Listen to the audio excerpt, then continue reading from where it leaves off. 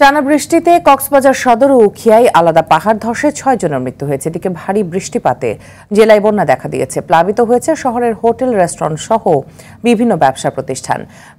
পানিবন্দী হয়ে পড়েছে জেলার লক্ষাধিক মানুষ। এতে বেশি ভোগান্তিতে পড়েছেন পর্যটকরা। কক্সবাজার প্রতিনিধি সাইফুর রহিম শাহিনের পাঠানো তথ্যছবিতে বিস্তারিত জানাচ্ছেন জুবাইর রাজেন।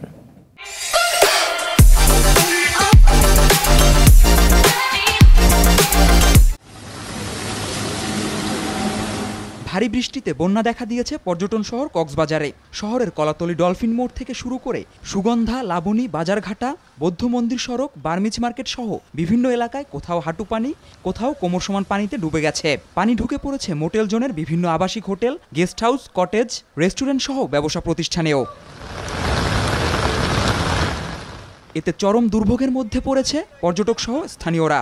এই মুহূর্তে পুরো কক্সবাজার শহর পানিতে তলিয়ে গেছে। বৃষ্টির পানিতে প্রতিটা অলিগলি, রাস্তাঘাট সহ প্রত্যেকটা এখন ডুবা। বিশেষ করে সুগন্ধা থেকে ধরে জাম্বুর মোড় পর্যন্ত এই জায়গাগুলো নিচু হওয়াতে এখানটায় বেশি পানি ডুবে আছে। এছাড়া শহরের নিম্ন অঞ্চল সমিতিপাড়া, নাজিরাট্টেক, কুতুবদিয়াপাড়ায় বন্যা দেখা দিয়েছে। রামু ও উখিয়ায় অন্তত ৪০টি গ্রাম পানিতে তলিয়ে গেছে। এতে পানিবন্দী হয়ে পড়েছে জেলার লক্ষাধিক মানুষ।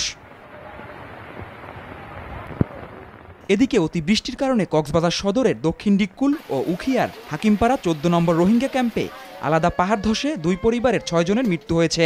আমাদের এলাকার প্রতিবেশী যারা আছে তারা সকলে মিলে আমরা উদ্ধার কার্যক্রম করেছি। আমরা একজনকেও বাঁচাতে পারিনি। মা এবং 2 কন্যা সন্তান সহ জায়গার মধ্যে মারা যায়। এই পাহাড়ের একদম ওই পাশে যে 3 জন ছিল, মিজান ভাইয়ের একদম স্ত্রী এবং 2টা কন্যা সন্তান, ওরা 2জন একদম স্পট ডেট হয়েছে। মানে রাত 2টার দিকে হঠাৎ করে পাহাড় ধসে পড়ে। আমরা একটা আওয়াজ শুনতে পাই, তখন আমরা ঘুমন্ত ছিলাম। এলাকার মানুষ যখন চেঁচামেচি করে তখন আমরা ছুটে আসি। ভারী বৃষ্টি অব্যাহত থাকায় নতুন করে পাহাড় ধসের আশঙ্কা রয়েছে। কক্সবাজারে গত 24 ঘন্টায় 401 মিলিমিটার বৃষ্টিপাত রেকর্ড করেছে আবহাওয়া অফিস। জুবাইর রাজিন, RTV।